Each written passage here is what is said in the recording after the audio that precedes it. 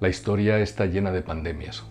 Aunque los historiadores siempre somos despreciados por los políticos porque nos dedicamos al pasado, en realidad somos como arúspices etruscos porque vemos el futuro, especialmente cuando se cometen los mismos errores que en la antigüedad.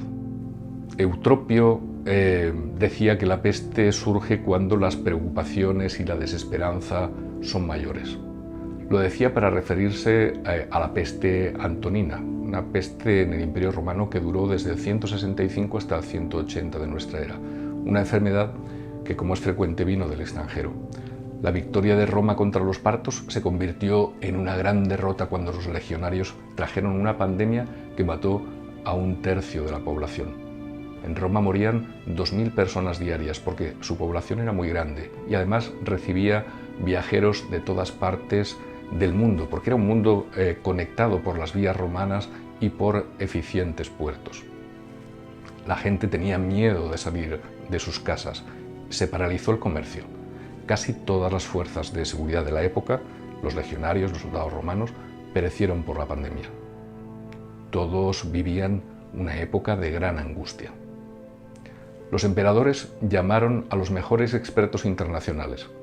En aquella época era un griego llamado Galeno, que vivió largo tiempo el duro trance de la epidemia, según su propio testimonio, pero no pudo evitar la muerte del propio emperador, del coemperador Lucio Vero, que huyó de Aquilea cuando estaba ya infectado.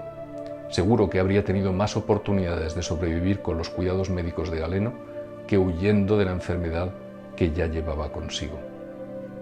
La huida a lo loco, aunque sea solo de un fin de semana, es una grave irresponsabilidad.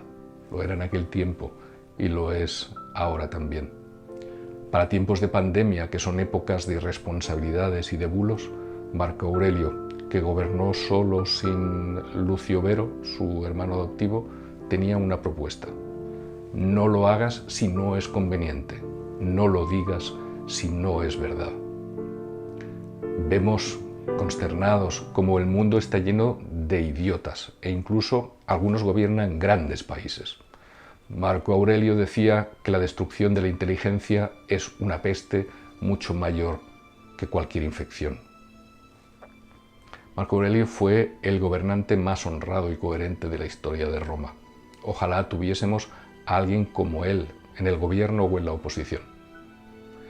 Tenía la idea de una constitución basada en la igualdad ante la ley, regida por la equidad y la libertad de expresión igual para todos. Es una cita exacta. Como la gente de aquel tiempo no conocía soluciones médicas, recurrió a la magia y a los milagros. Muchos escribían en salmos en los dinteles de sus puertas como si los virus supiesen leer, pero con esa falsa esperanza de seguridad perecían. Se agotó el tesoro público, porque los gastos eran enormes, los gastos médicos, y el emperador Marco Aurelio hizo lo que hacen los políticos que merecen serlo. Subastó sus bienes personales durante 2 meses. Hay políticos miserables que en medio de las crisis más espantosas se suben el sueldo, o aún peor, reducen el presupuesto de sanidad, que no solo es robar a los ciudadanos que la han pagado con sus impuestos, sino que es condenarlos. Si alguna vez veis eso, por favor, votad a otros, a quien sea. Marco Aurelio, que trabajaba seriamente por su pueblo, reorganizó los servicios públicos, impulsó reformas legislativas en favor de las personas en riesgo, incluidas las mujeres, los niños o los esclavos. Haced una traducción a nuestros días. La enfermedad volvió a estallar 9 años más tarde. Murió la mujer de Marco Aurelio, 8 de sus 13 hijos. Marco Aurelio también murió por la peste tras 7 días de penosa enfermedad. En su agonía pronunció estas palabras: no lloréis por mí, pensad en la pestilencia y en la muerte de tantos otros. El mundo antiguo nunca volvió a ser igual después de la pandemia. ¿Tú cómo quieres que sea el mundo que amanecerá cuando esta epidemia mundial termine? Va a depender de cómo quieres ser tú. Marco Aurelio propone un primer paso. Él dice literalmente, amóldate a las cosas que te han tocado en suerte y a las personas con las que te han tocado en suerte vivir, ámalas, pero de verdad.